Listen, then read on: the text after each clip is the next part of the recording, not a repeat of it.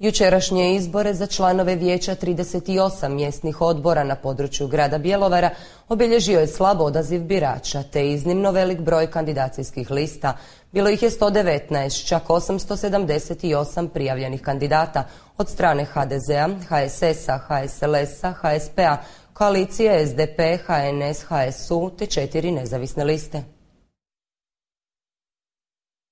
Najveće iznenađenje jučer održanih izbora za članove vijeća 38 mjesnih odbora na području grada Bjelovara je uspjeh podmlađenog HSLS-a koji je nedavno ostao bez svojih najistaknutijih članova. Unatoč tome samostalno su izašli u 25 mjesnih odbora, a u njih 6 odnijeli pobjedu. Lijeva koalicija SDP-a, HNS-a, HSU-a imala je većinu u 10 od 30 mjesnih odbora u kojima su imali svoje predstavnike, kao i HDZ, koji je samostalno izašao na izbore u tek 25 mjesnih odbora. HSS je pobjedio u 9 mjesnih odbora od 27 u kojima su imali svoje predstavnike.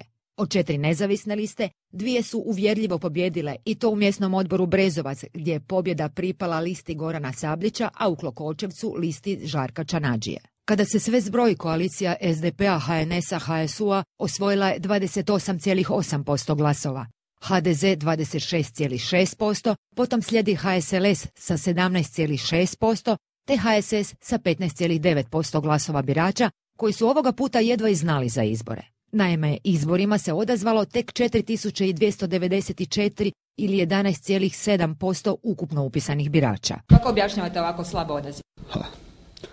Tak je svake godine kad se god to radi, ili svake 4 kako hoćeš. Što bi kod vas u Vidovcu trebalo promijeniti? Pa ima još putevi koji nisu ovi složeni, grabe i tak.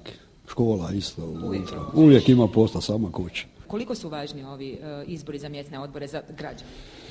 Trebalo bi biti kad bi to od tog bilo nešto da ti ljudi nešto bi radili ili nešto popravili ili uredili u ulici svoje, ali... Jesu li ovi izbori poslužili strankama samo za testiranje rejtinga kod birača pred nadolazeće velike izborne utrke ili će se ozbiljnije pozabaviti razvojem mjesnih odbora, što birači i očekuju, pokazat će vrijeme.